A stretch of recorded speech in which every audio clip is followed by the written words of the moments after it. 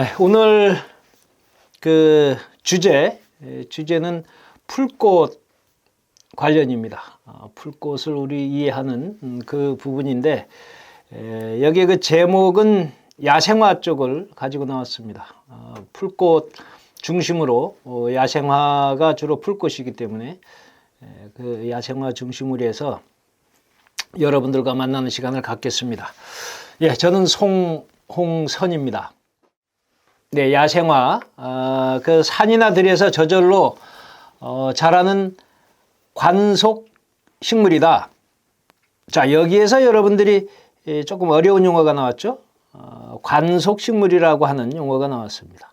그러니까 산이나 들에서 저절로 자란다 하는 것까지는 아는데, 그리고 식물이라고 하는 부분도 아는데, 관속이 나왔다. 관속이라고 하는 부분은 한자로 속, 다발이라는 뜻입니다. 묶어져 있다. 그러니까 뭐가 묶어져 있느냐? 파이프, 그러니까 수도관처럼 되는 파이프가 여러 개가 이렇게 뭉치로 되어 있는 그런 형태를 가진 그런 식물이다. 그게 관속식물입니다. 그러니까 우리가 보는 식물들이 관속식물입니다. 그냥 관속식물이 아닌 건 어떤 거냐? 흔히 이끼 종류, 그러니까 그 용어로는 선태류라고 하는데 똑같은 식물입니다. 식물 중에 이끼류를 제외한, 그러니까 이끼류는 관속식물이 아니고 그 비관속식물이죠. 그러니까 그 관속식물이라고 한 건 이끼가 아닌, 그러니까 고사리부터 우리가 지금 볼 수 있는 주변에서 보는 식물들을 관속식물이라고 그럽니다. 그러니까 산이나 들에서 저절로 자라는 관속식물, 우리 야생화 쪽에 초점을 맞추는데, 그 야생화라고 할 때는 또 여기에는 큰 뜻으로는 작은 나무들, 꽃이 아름다운 경우도 들어갈 수가 있지만, 일반적으로는 풀꽃, 그러니까 주로 초본 위주의 그 아름다운 꽃을 가진 그런 식물들이 주가 된다. 이렇게 이해를 하면 되겠습니다. 자, 여기에는 개념 이해 정도, 그리고 여러분들과 오늘 만나는 시간에 용어 설명, 또 이용 쪽, 활용 쪽, 잡초도 여기 오늘 설명이 될 겁니다. 자, 그래서 이용 쪽하고 그 분야를 여러분들과 함께 만나는 시간을 갖는데, 그 용어 설명이라든지 이용 쪽은 내용적인 면은 상당히 약하게 설명드리고, 주로 식물, 그림을 중심으로 해서 편하게 여러분들과 만나는 시간을 갖도록 하겠습니다. 예, 지금 가지고 나온 식물 잘 보세요. 자, 그러면 여러분들이 알고 있는 식물이죠. 민들레 종류입니다. 자, 민들레라고 하면 여러분들이 쉽게 알 수 있는데, 여기에 왼쪽하고 오른쪽이 민들레가 달리 설명을 하고 있습니다. 우리나라 민들레가 있고, 도입된 민들레, 서양 민들레가 지금 그림으로 보여주고 있습니다. 자, 차이점이 뭐냐 하면, 자, 그림에서 보면 오른쪽 서양 민들레 위에 노랗게 되어 있는 꽃기관 밑에 보면 초록색으로 되어 있는 부분이 있습니다. 그 부분이 우리는 이게 꽃받침은 아닙니다. 그러나 꽃받침으로 이해할 경우도 있습니다. 자, 꽃받침은 아닌데, 그 꽃받침처럼 생긴 부분, 즉 포라고 합니다. 용어로는 여러분들은 좀 어려운 용어지만, 우리말로 제가 쓰는 용어는 꽃싸개라고 해서 포를 꽃싸개라고 해서 표현을 합니다. 그러니까 꽃받침도 아니고 잎도 아닌 중간 형태의 기관입니다. 그러니까 꽃을 보조하는 역할을 하는 그 기관이 포라고 하는 건데, 그 녹색인 부분이 포가 되겠습니다. 자, 그 포에 숫자가 상당히 많이 모여져 있는데, 그게 층계로 되어 있습니다. 그러니까 마지막 그 제일 밑에 있는 층에 있는 부분, 그 포 부분이 지금 오른쪽 그림을 보세요. 서양 민들레는 밑으로 쳐져 있죠? 젖혀져 있습니다. 지금 완전히 젖혀져 있죠? 자, 이렇게 완전히 젖혀져 있고 왼쪽에 있는 그 우리나라 민들레는 보면 여러분들이 그 희미하게 지금 보일 겁니다. 다른 그 빛깔이 가려져서 그 녹색인 부분을 잘 찾아보면 마른 부분이 있어서 약간 이게 벌어진 듯 하긴 하지만 전부 위로 향합니다. 그러니까 밑으로 완전히 처지지가 않아요. 완전히 처지지가 않습니다. 그러니까 그 구분이 뚜렷하죠. 그래서 서양 민들레는 꽃사계라고 하는 부분, 그 부분이 밑으로 처지는 부분이다. 자, 그래서 우리 지금 민들레하고는 구분이 확연하게 다르다라고 하는 부분을 여러분들이 이해를 하면 되겠습니다. 자, 그리고 여기 두 번째 민들레 하면 여러분들이 알아둬야 될 부분이 뭐냐? 주변에서 여러분들이 인가 주변에서 볼 수 있는 민들레, 현재 여러분들이 마주치는 민들레는 거의 대부분 다 서양 민들레다. 이렇게 여러분들이 알아두면 쉽습니다. 그러니까 우리나라 민들레는 거의 볼 수가 없다. 물론 이게 인위적인 간섭이 덜한 곳에 가면 가끔 보이기도 하지만 우리 주변에서 보는 민들레는 대부분 서양 민들레다라고 하는 부분만 여러분들이 이해를 하면 좋겠습니다. 자, 그래서 여러분들이 서양 민들레다라고 하는 부분을 중점을 두고 관찰을 한번 해보세요. 여러분 이 주변에 지금 바로 민들레가 필 때가 됐습니다. 자, 그래서 그 민들레 꽃기관 밑에 그 녹색인 부분을 한번 보면 전부 뒤로 젖혀져 있을 겁니다. 자, 그래서 그 서양 민들레다. 이렇게 여러분들이 이해를 하면 되겠습니다. 자, 민들레 하면 지금 두 번째 관심 사항까지 알았고, 그 다음에 그러면 왜 서양 민들레가 잘 보이고 우리나라 민들레가 지금 보이지 않느냐? 라고 하는 측면을 설명드리겠습니다. 자, 우리나라 민들레가 보이지 않고 지금 인가 주변에서는 대부분 다 서양 민들레냐 하면 이 서양 민들레는 여러분들이 이렇게 생각해 보면 됩니다. 지금 원래 우리나라 민들레는 우리나라 환경, 그러니까 살아가는 환경이 자기가 다 인지하고 있습니다. 그러니까 1년 12달을 언제쯤에 비가 오겠다, 언제쯤에 날씨가 추워지겠다, 언제쯤에 온도가 어느 정도에서 따뜻한 온도가 시작이 되겠다, 이 부분을 시간 개념을 우리나라 민들레는 다 인지하고 있습니다. 그러니까 꽃 피는 시기가 정확히 봄에만 피게 되어 있습니다. 우리나라 민들레는. 왜냐하면 우리나라 토양에서 우리나라 환경에서 살아가는 자기의 시간 개념이 정확히 알고 있기 때문에 반드시 봄에만 꽃이 핍니다. 자, 그런데 서양 민들레 같은 경우는 여러분 주변에서 한번 관찰을 해본 분들은 알 겁니다. 한겨울에도 민들레가 보이고 한여름에도 민들레 꽃이 보입니다. 가을에도 흔하게 볼 수가 있습니다. 민들레가. 자, 그런 경우는 물론 주변에 보이는 게 다 서양 민들레라고 보면 되지만 제철이 아닌 때 꽃 피는 경우는 다 서양 민들레다. 이렇게 생각하면 됩니다. 자, 물론 서양 민들레도 봄에 주로 꽃 피지만 여름에 꽃 피는 경우, 가을에 꽃 피는 경우, 겨울에도 꽃 피는 경우가 있다 그러면 서양 민들레다라는 얘기입니다. 그러니까 우리나라 민들레는 봄에만 꽃 피는데 서양 민들레는 어느 정도 조건만 맞으면 꽃이 핍니다. 자, 그 이유는 뭐냐면 이 서양 민들레도 자기 본토에서는 자기의 시간 개념이 정해져 있습니다. 자기 나라에 자기가 원래 본토 자생지에서는 정상적인 시기에 꽃이 피는데 지금은 자기 원래 살았던 그곳이 아닌 환경이 달라진 곳에 이주해 왔습니다. 그러니까 어떻게 됩니까? 생명체이기 때문에 살아가는데 주 목적이 있습니다. 생명체이기 때문에. 그래서 그 어느 정도 특정한 환경만 되면 살아남기 위한 전략을 위해서 꽃이 필 수가 있습니다. 자, 그래서 그 서양 민들레가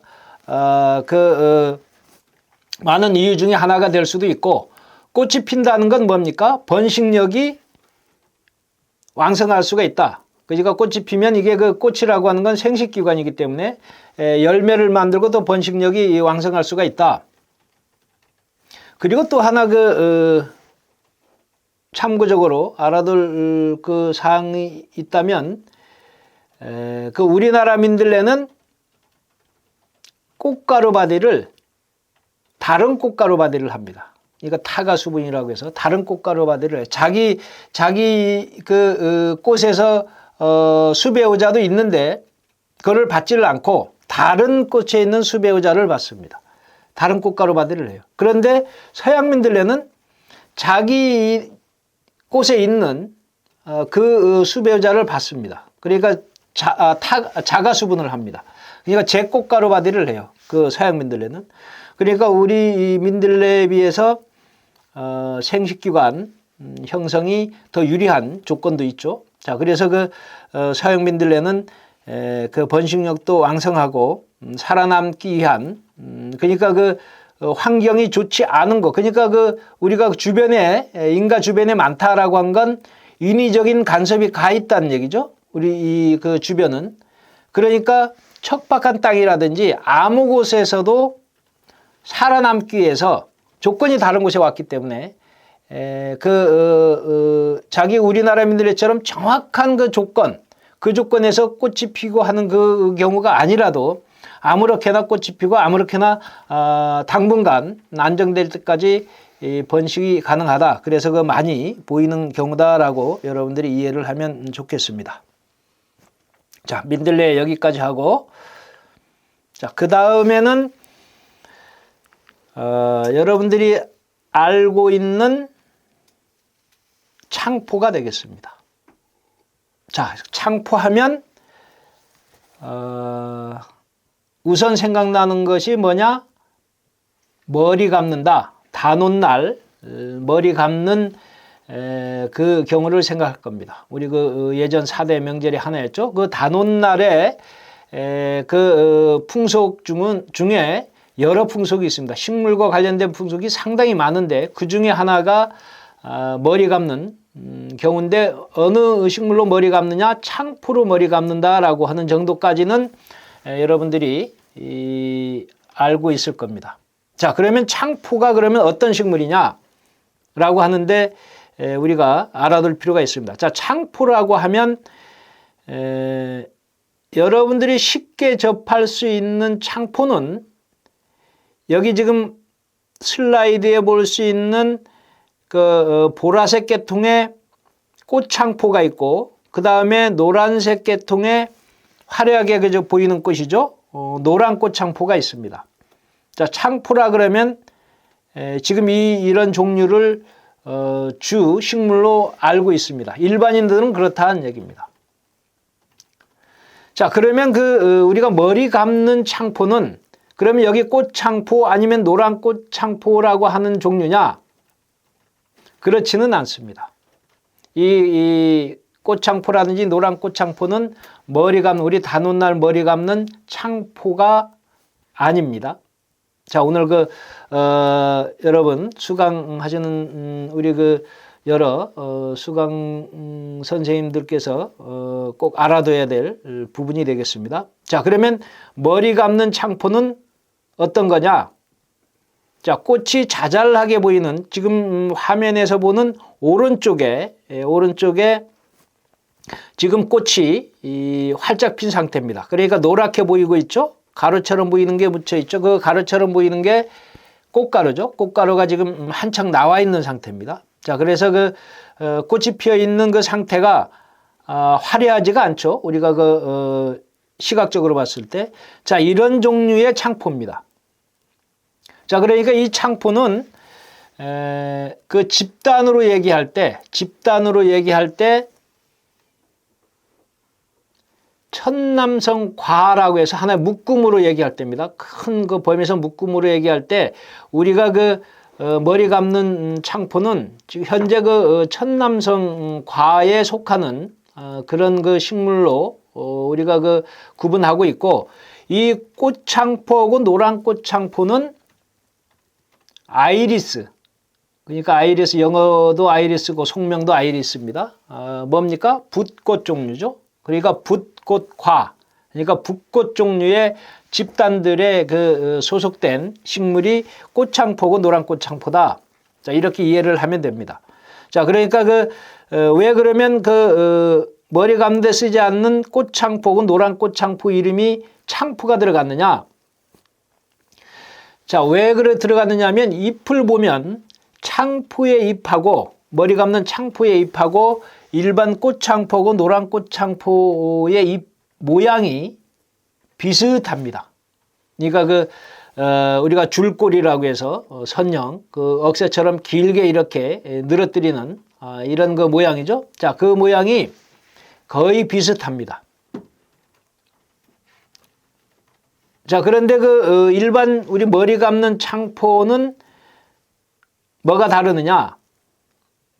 가운데 잎줄이 아주 날카롭게 앞뒷면에 다 뾰족하게 나와 있고, 잘라보면 특이한 냄새를 풍깁니다. 우리가 머리 감는 창포의 잎은. 그러나 노란 꽃창포나 일반 꽃창포, 붓꽃 종류의 잎은 일반 풀 냄새가 있는 거지 그 특이한 향을 가지고 있는 경우는 아닙니다. 자, 그러니까 머리 감는 창포는 특이한 향 아니면 뭐 냄새를 풍긴다. 이렇게 이해를 하면 되겠습니다. 자, 그래서 잎이 비슷하기 때문에 창포라고 이름은 했는데, 거기에 꽃 구조를 보면 우리 꽃창포나 노란 꽃창포는 화려하게 보이죠. 화려하게 보이기 때문에 꽃자를 붙인 겁니다. 창포에다가 꽃자를 붙인 거고, 꽃자를 붙여서 일반적으로 보이는 게 보랏빛이지만 그게 특이하게 아주 밝은 노란빛으로 보이는 그 꽃창포 종류도 있다 해서 그 앞에 노란 그 표시를 한 겁니다. 그래서 노란 꽃창포가 된 겁니다. 자, 그래서 여러분들이 이제는 머리 감는데 이용했던 우리 세시풍속에서 나타나는 창포는 천남성과의 창포다. 주로 물가에 자라죠. 물가 가장자리에 자라는 게 일반 우리 창포가 되겠습니다. 물론 노란 꽃 창포도 물이 있는 곳에 자라지만 일반 머리 감는 창포도 물이 있는 곳에 자라는 식물이다. 자, 그래서 머리 감는 데는 향기가 있기 때문에 이 창포로 머리를 감았다. 그러면 왜 단오날에 창포로 머리를 감았느냐? 자, 그 경우는 단오날이라 그러면 물론 머리를 감고 목욕도 했죠. 창포물로 목욕도 했는데, 물론 명절이기 때문에 깨끗하게 하는 그런 측면에서 머리도 감고 목욕도 했지만, 그보다는 아까 특징 중에 잎에 향기가 있다 그랬습니다. 특이한 향기가 있다 그랬습니다. 그러니까 머리를 감으면 특정한 향기도 어느 정도 지속할 수가 있고, 몸에도 그렇고, 그 향기가 어떤 뜻으로 해석이 되느냐? 벽사, 그러니까 나쁜 기운을 물리칠 수 있다. 그러니까 미용하고도 관련이 있지만, 미용과 함께 우리가 단오날 세시풍속으로 이렇게 전해온다라고 하면 대부분은 우리 벽사 하고도 관련이 많다. 그러니까 나쁜 기운을 물리칠 수 있다라고 하는 그런 측면도 있다라는 얘기입니다. 그러니까 그런 향기가 나쁜 기운을 물리치게 하는 그런 뜻에서 우리가 머리를 감았다. 이렇게 이해를 하면 좋겠습니다. 예, 그 다음에는 더덕. 꽃이 아름답죠. 우리가 일반적으로 이 더덕도 향기가 좀 강한 향기를 내죠. 더덕도 강한 향기를 내는데 꽃을 자주 보지는 못했을 겁니다. 일반적으로 잎줄기나 아니면 땅속 기관, 뭉툭한 거 뿌리를 주로 보는데 꽃은 잘 보지 않았을 겁니다. 자, 꽃이 아름답죠. 아름답고 전부가 꽃잎이 통으로 붙어 있습니다. 자, 이 통으로 붙어 있는데 모양이 초록 모양처럼 돼 있죠. 초록 모양처럼 돼 있습니다. 그러니까 이런 식물들은 우리가 집단으로 표현할 때 초롱꽃과 식물이다. 초록 모양처럼 됐다. 뭐 예를 들어 가지고 도라지도 마찬가지죠. 꽃잎이 하나씩 떨어지지 않고 이렇게 통으로 초롱처럼 이렇게 되어 있다라는 모양이 지금 더덕꽃에서 보이고 있죠. 자, 더덕하면 향기가 강하다. 그리고 꽃 모양도 초록 모양처럼 돼서 아름답다. 그리고 덩굴성이다. 그리고 땅속 기관을 이용한다. 식용 또는 약용으로 이용을 하고 있다. 이렇게 여러분들이 알아두면 더덕에 대한 이해가 쉬울 겁니다. 자, 그리고 땅속의 기관, 우리가 먹고 있는 부분이죠. 약용이나 식용으로 이용하는 부분은 식물학적으로 하면 뿌리가 되는지 줄기가 되는지를 구분할 때 그 더덕의 더덕의 땅속 기관은 이용하는 부분은 뿌리가 되겠습니다. 자, 뿌리가 됩니다. 그러니까 어떤 종류냐? 예를 들면 도라지 그리고 인삼 다 뿌리가 되죠. 다 뿌리가 됩니다. 자, 그러나 일반적으로 식물 초본 그러니까 풀 종류 중에 땅속 기관이 살아남는 경우는 일반적으로 보면 땅속 기관이 뿌리보다는 줄기, 땅속 줄기가 되는 거죠. 땅속에 있는 줄기가 살아남는 경우가 더 많습니다. 예를 들면 잔디의 땅속에 살아있는 기관, 다 줄기가 살아남는 거죠.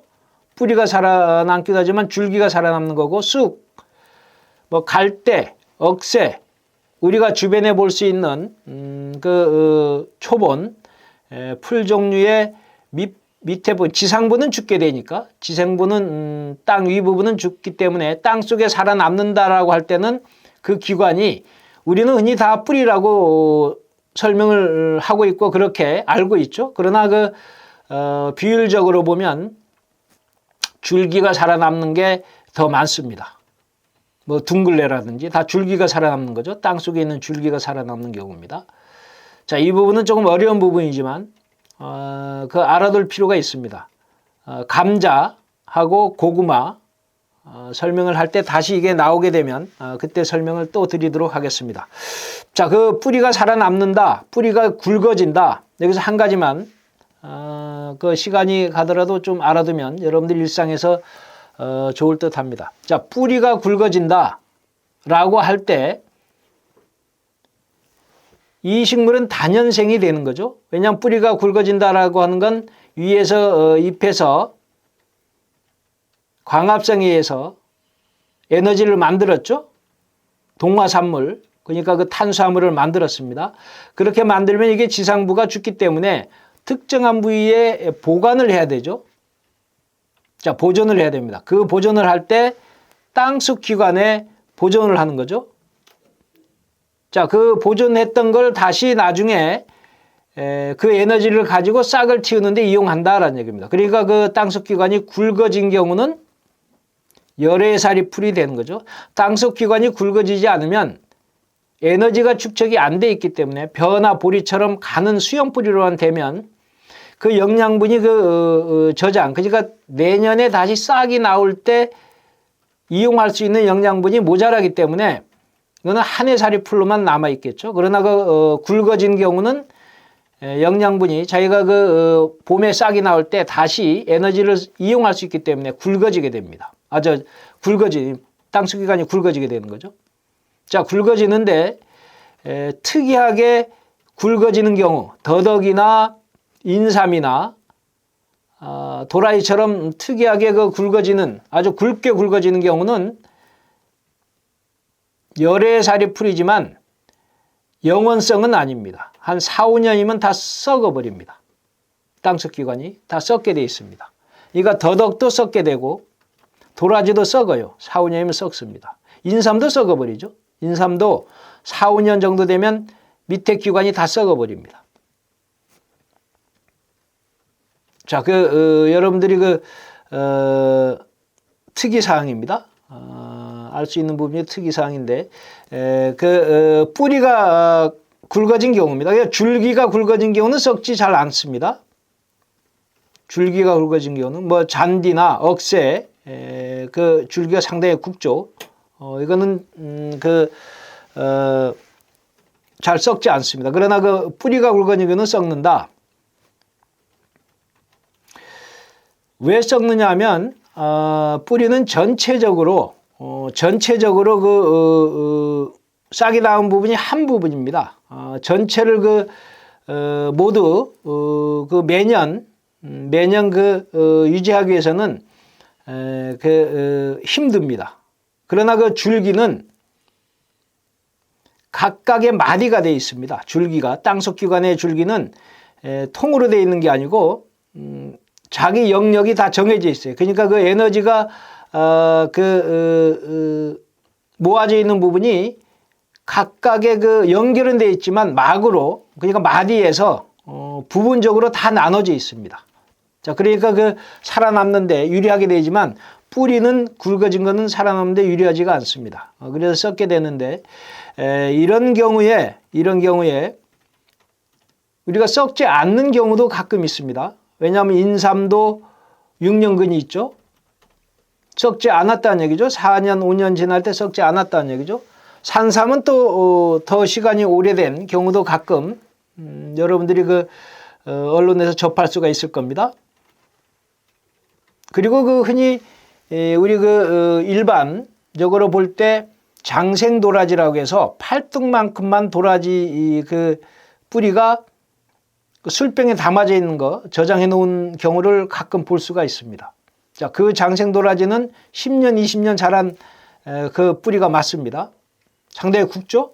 자, 경우는 왜 그러면 살아남았느냐? 그 경우는 스트레스를 받으면 살아남습니다. 그러니까 4, 5년 정도 됐을 때 썩기 전에 스트레스를 받았다라고 하면 또 살아남기 위한 전략 때문에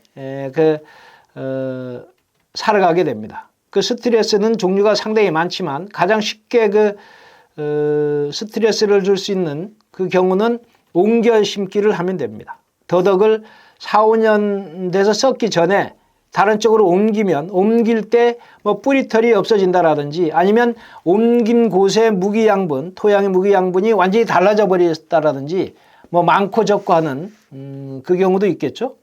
자, 그래서 스트레스를 받으면 또 거기에서 또 안정적으로 4, 5년 동안 살아남으면서 또 썩으려고 할 때 다시 옮겨야 됩니다. 자, 그런 식으로 해서 하면 우리가 오랫동안 살아남을 수가 있다.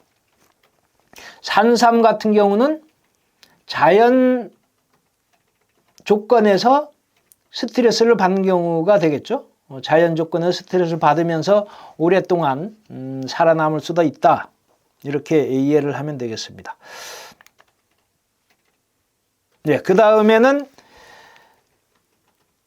꽃 모양이 화려하게 보이죠? 어떤 모양으로 보이느냐 하면 엉겅퀴 모양의 꽃입니다. 자, 엉겅퀴 모양의 꽃이에요. 자, 엉겅퀴 모양의 꽃인데 약간 작긴 하지만 전체적인 모양은 엉겅퀴 모양의 꽃이다. 자, 그리고 오른쪽에 그림은 일반적으로 형태로 보이는 달걀 모양의 잎이 보이고 있죠. 자, 오른쪽에 잎이 왼쪽에 있는 꽃을 다는 잎입니다. 자, 그러니까 엉겅퀴 종류죠. 엉겅퀴 종류입니다. 자, 이 엉겅퀴 종류가 여기 꽃하고 잎을 보여주고 있는데 우리가 보는 엉겅퀴 잎하고는 완전히 다르죠? 자, 완전히 다릅니다. 자, 우리 엉겅퀴는 많이 갈라졌고 그 갈라진 사이사이에 그 끝에 바늘 같은 침이 보이죠? 자, 그렇지만 지금 엉겅퀴 종류는 잎이 갈라지지도 않았고 그 바늘 같은 침도 많이 안 보입니다. 길게 안 보이죠? 자, 이 엉겅퀴가 이름이 지금 나와 있는 것처럼 고려 엉겅퀴라고 이름을 하고 있습니다. 자, 고려 엉겅퀴는 우리 일반 강원도, 특히 강원도 지역에서 그 곤드레라고 하는 지방명으로 부르고 있죠. 곤드레라고는 지방명으로 부르고 있습니다. 자, 그래서 우리가 흔히 곤드레 나물이라고 해서 그 묵나물로 해서 곤드레 밥, 주로 강원도 지역에서 그 특산품처럼 나오고 있는 그 곤드레 밥의 그 주재료가 되죠. 자, 그 주재료가 엉겅퀴의 잎이다. 엉겅퀴 종류의 잎인데 어떤 엉겅퀴냐? 고려 엉겅퀴라고 하는 그 식물의 어린 잎이다. 지금 보는 오른쪽에 보는 그 모양을 잎을 따서 말렸다가 우리가 이용을 하고 있다. 자, 이 고려 엉겅퀴는 또 하나 여러분들이 알아둘 필요가 있는 그 설명이 있는데 전 세계적으로 우리나라에만 자랍니다. 고려 엉겅퀴는 우리나라에만 자랍니다. 그러니까 다른 나라에는 자라지 않는 식물입니다. 그러니까 그런 식물을 우리가 흔히 여기 다음에 또 용어가 나옵니다. 특산식물 또는 고유식물이라 그러죠. 고유식물이라 그럽니다. 어떤 특정한 지역에만 나오는 식물을 특산식물 아니면 뭐 고유식물 이렇게 용어를 쓰고 있습니다. 그러니까 고려 엉겅퀴는 전 세계적으로 한반도에만 자라는 식물이다. 자, 그것까지 알아두면 여러분들이 도움이 많이 될 듯합니다. 자, 이 곤드레 나물 잎도 보면 이게 성엽이 되면 잎이 완전히 성숙한 잎이 되면 그 끝부분에 그 톱니처럼 보이는 부분, 그 톱니처럼 보이는 부분이 일반 엉겅퀴처럼 가시가 길게 돼 가지고 되어 있는 건 아니지만 가시가 아주 짧은 톱니처럼 되면서 가시처럼 강하게 변하는 경우도 있습니다. 그러니까 주로 어린 잎일 때 주로 채취를 해서 우리가 이용을 하고 있다. 이렇게 여러분들이 이해를 하면 되겠습니다. 예, 그 다음에는 산마늘이죠. 예, 산마늘입니다.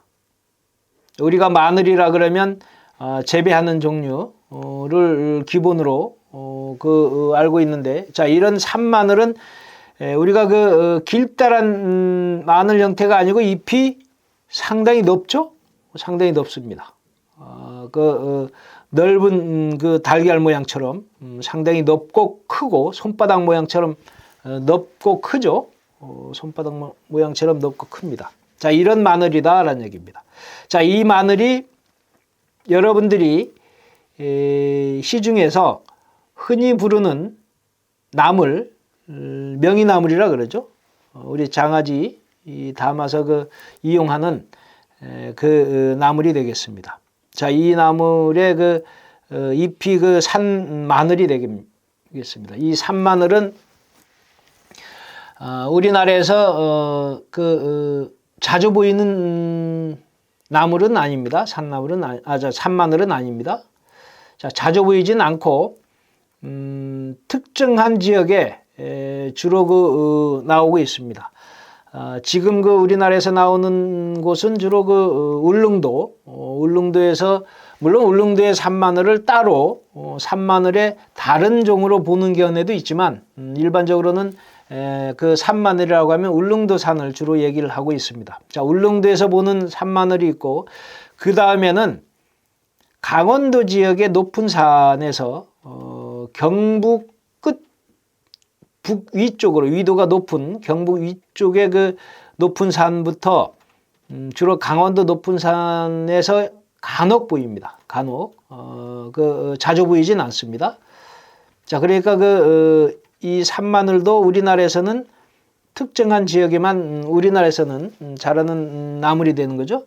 물론 뭐 세계적으로 특산식물이다 이런 건 아니지만 우리나라에서 볼 때 그 한정되어 있는 곳에 자라는 식물이다. 그리고 흔히 보이는 곳은 울릉도다. 울릉도 잘 생각해 보세요. 이 산마늘이 이 강원도 지역에서 보이긴 하지만 보이는 곳이 어디냐? 높은 산에 보입니다. 한 1000m 이상 되는 그런 산야에 가서만 아주 드물게, 그것도 아주 희귀하게 볼 수 있는 식물인데, 울릉도는 높은 산이 아니죠. 높은 산이 아닙니다. 그런데도 이 산마늘이 상당히 많습니다. 자, 울릉도는 우리가 식물, 야생화 공부하는 선생님들은 특이하게 분포상을 볼 수가 있는데, 울릉도는 일반 이 한반도의 내륙하고 초기 생성 과정이 다릅니다. 완전히 분리된 곳입니다. 울릉도는. 그래서 울릉도는 식물 자체가 내륙에 있는 식물하고는 그 차이가 상당히 큽니다. 그러니까 제주도 같은 경우는 대륙하고 관련성이 많습니다. 대륙에서 떨어져 나갔다, 이렇게 이해를 할 수도 있는 경우도 있고, 물론 화산 폭발이 돼서 했지만 대륙하고 연결성이 있다가 나눠졌다 이렇게 생각할 수가 있는데, 울릉도는 독립적인 생성 기원을 가지고 있다. 그래서 이런 식물이 조금 다른 면을 보이고 있습니다. 분포역도 다르고 식물도 다르고 이런 특징을 보이는 게 울릉도 식물의 특징이다. 그래서 울릉도는 높은 산이 아니었어도 이 산마늘이 자라는 특징을 보이고 있다. 자, 울릉도의 얘기가 나왔으니까 참고적으로 울릉도 하면 3대 나물이 있죠. 3대 나물이 있습니다. 그 중에 가장 첫 번째로 꼽는 게 지금 이 산마늘의 나물이고, 명이나물이고, 그 다음에 부직갱이 나물이라고 하는 게 있고, 그 다음 삼나물이라고 하는 게 있습니다. 거기는 고사리도 특이하게 재배가 많이 되고 있지만, 일반적으로 울릉도에 하면 부직갱이 나물, 그 다음에 삼나물, 명이나물입니다. 자, 부직갱이 나물은 국화과 식물의 쑥부쟁이 종류죠. 섬쑥부쟁이 종류의 나물을 우리가 부직갱이 나물이라 그러고 있고, 삼나물은 일반 내륙에서는 이것도 중간 정도 산 중복 이상에서 주로 보이는 건데, 우리 흔히 이 식물은 삼나물은 노루오줌하고 비슷한 식물입니다. 능계승마라고 해서 장미과 식물인데, 산중복 이상에서 주로 볼 수 있는 식물입니다. 이 식물을 우리가 삼나물이라고 해서 울릉도에서 특산품으로 나오고 있습니다. 참고적으로 알아두면 좋겠습니다. 네, 그 다음 식물은 참치입니다. 참치. 우리 흔히 취나물이라고 하는 참치입니다. 자, 취나물이라고 하는 뜻은 뭐냐면, 취나물은 어떤 식물을 취나물이라고 하느냐? 쉽습니다. 자, 여러분들은 취나물이라고 하면 그게 특정한 어떤 식물을 잘 모를 경우가 있습니다. 알고는 있는데, 우리가 들어서 알고는 있는데 어떤 나물이냐라고 할 때는 또 모를 수가 있습니다. 자, 취나물이라고 하는 나물은 식물 이름자에 뒤에 취자가 들어간 이름의 식물 이름을 통틀어서 취나물이라고 하고 있습니다. 예를 들면 곰치, 미역치, 수리치, 자, 이것처럼 취가 들어가는 이름자의 식물들이 있습니다. 자, 이런 식물들이 주로 먹을 수가 있는 종류입니다. 그 식물 전체를 우리가 취나물이라 그럽니다. 그 취나물 중에서도 진짜 취나물이 뭐냐? 지금 그 그림에서 보는 참치가 되겠습니다. 그래서 그 진짜 취나물이다. 참치가 됩니다. 우리 흔히 일반 그 식당에서 가끔 우리 취나물 그 밑반찬으로 나오는 경우가 있죠. 자, 그 취나물이 참치가 되겠습니다. 자, 그 다음에 또 여러분들이 관심 사항인 참나물이 있습니다. 나물 중에 상당히 부드럽고 나물 중에 맛이 가장 개인 취향이지만 맛이 좋고 그 다음에 가장 부드럽다라고 하는 참나물입니다. 참나물. 자, 참나물인데 왼쪽하고 오른쪽 그림을 따로 지금 구분해서 가져 나왔는데, 자, 왼쪽에는 참나물이라고 되어 있고 오른쪽엔 파드득나물이라고 되어 있죠.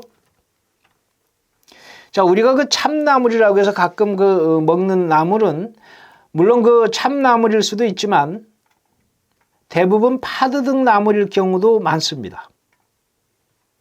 자, 파드득나물하고 참나물은 구별이 상당히 어렵습니다. 일반인들은 구별이 어려운데 지금 그 그림처럼 그 작은 잎의 잎자루가 참나물은 뚜렷하게 보이고 있죠. 파드득나물은 바짝 붙어 있습니다. 세 개의 작은 잎이 바짝 붙어 있습니다. 그리고 그 참나물은 톱니가 전체적으로 가지런하게 있지만 파드득나물은 약간 크게 갈라지는 부분이 몇 군데 있을 수가 있습니다.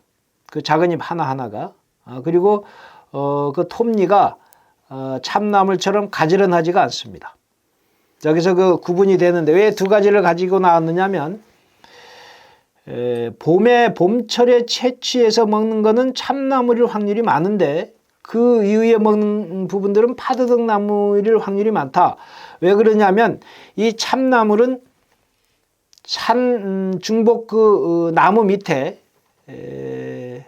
그곳에서만 자랍니다. 그리고 약간 눅눅하면서 나무 밑 그늘에서만 자라는 형태가 돼서 일반적으로 노지에 재배할 때는 그 산야에서 그 자생적인 재배 조건을 맞추기가 쉽지가 않습니다. 자, 그런데 파드득나물은 일반 그 빛이 많은 곳에서도 일반적인 그 노지에서도 전형적으로 자랄 수가 있고 재배도 가능합니다. 쉽게. 물론 참나물이 재배가 불가능한 건 아니지만 전형적인 그 수확량이라든지 맛이라든지 이거는 그 조건이 노지에서는 잘 맞지 않기 때문에 주로 그 노지에서 잘 자라는 파드득나물이 재배돼서 나올 확률이 많습니다. 그래서 그 파드득나물이 나오는 경우가 많다. 참고적으로 여러분들이 알아두면 좋겠습니다. 자, 다음은 그 삼지구엽초. 삼지구엽초도 관심 사항의 하나일 겁니다. 주로 우리 그 한의학 쪽에서 중의학이나 한의학, 그러니까 동양의학 쪽에서 남자들의 스태미너하고 관련되어 있는 전형적인 약재죠. 생약재입니다. 그게 삼지구엽초죠. 자, 삼지구엽초를 약용 이름으로는 음양곽이라 그러죠. 양과 관련된 그 스태미너의 그 양이 그 전설적인 그 내용으로 지금 알려진 그 식물이죠. 그래서 그 전설에 따라 가지고 음양곽이라고 해가지고 이름을 하고 있죠. 그러나 우리 식물명으로는 삼지구엽초라고 하고 있습니다. 자, 삼지구엽초. 그 사진에는 이게 정확하게 뚜렷한 그 모양이 나오진 않고 있지만 자세히 보면 삼지, 그러니까 그 잎이 달린 그 가지를 보면 세 개입니다. 잎이 달린 가지가 세 개가 윗부분에서 세 개로 나눠져 있습니다. 잘 보면 한번 그 세 개가 나눠져 왼쪽에 그 그림에서도 왼쪽에 희미하게 보이는 부분이 세 개로 나눠진 부분이 보이죠. 오른쪽에 그림도 잘 보면 세 개로 나눠진 부분을 볼 수 있습니다. 자, 그 세 개로 나눠져 있고 그 다음에 다시 세 개로 나눠진 하나하나가 다시 3개의 잎을 달고 있습니다. 이건 나눠진 하나에서 다시 3개의 잎을 달고 있으니까 가지가 3개이기 때문에 3 플러스 3 플러스 3 잎이 몇 개입니까? 9개가 되죠. 자, 그래서 삼지구엽초라고 하고 있습니다. 삼지구엽초라고 하고 있습니다. 자, 삼지구엽초는 남자의 스태미너에 이용하는 약용 식물이다. 그리고 가지가 줄기 가지가 3개씩 나눠져 있다. 그 3개씩 나눠진데 잎이 3개씩 달기 때문에 9개 잎이다. 그래서 삼지구엽초라 하고 있다. 생략명은 음양곽이다. 자, 이 정도까지 알아두면 좋겠습니다. 그 다음에는 비슷한 식물이 있습니다. 꿩이다리 종류라고 해서, 자, 이 꿩이다리를 왜 가지고 나왔느냐면, 자, 오른쪽 그 그림을 보면 분명히 가지가 3개처럼 보이고 있죠? 가지가 3개에다가 잎이 3개씩 달린 것처럼 보입니다. 우리가 흔히 그 꿩이다리라든지 종류, 뭐 은꿩이다리, 지금 은꿩이다리를 가지고 나왔지만 뭐 꿩이다리 종류가 꽤 많습니다. 자, 그 종류의 잎을 보면, 잎이 달린 모양을 보면 3개씩 달려 있다. 가지가 3개씩 나뉘어 3개씩 달려 있다. 꼭 삼지구엽초하고 비슷하게 보입니다. 자, 그래서 지금도 그 재래시장 쪽에 일반 그 토속 시장에 가서 팔고 있는 그 음양곽을 보면 원래 그 삼지구엽초가 아닌 이 지금 꿩이다리의 뿌리라든지 전초를 가지고 나와서 삼지구엽초라고 해서 파는 경우가 지금도 꽤 많습니다. 그리고 그렇게 아는 분도 상당히 많습니다. 자, 그래서 제가 이 삼지구엽초하고 구별하기 위해서 제가 가지고 나왔습니다. 자, 그러니까 꿩이다리는 삼지구엽초가 아니다. 그러니까 삼지구엽초처럼 3개의 가지에다가 3개의 잎을 달 수가 있지만 삼지구엽초는 아니다 라고 하는 그 내용까지 여러분들이 알아두면 일상에서 도움이 많이 될 것 같습니다. 자, 그러니까 삼지구엽초, 음양곽, 그리고 꿩이다리 종류, 우리 미나리 아지빛과 식물이죠. 이 꿩이다리 종류도 물론 약용으로는 씁니다. 그러나 그 전형적인 스태미너, 남자 스태미너하고는 특별히 관련이 없는 비슷한 식물이다. 이렇게 여러분들이 이해를 하면 되겠습니다.